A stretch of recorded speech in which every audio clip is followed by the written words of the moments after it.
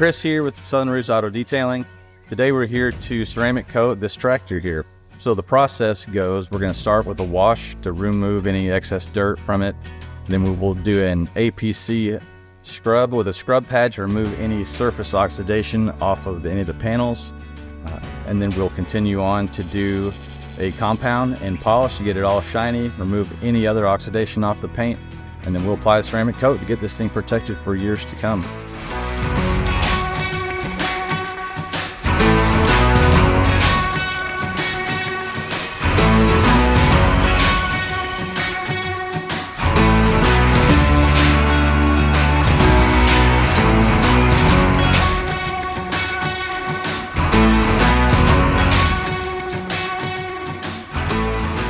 I'm Steve McBride.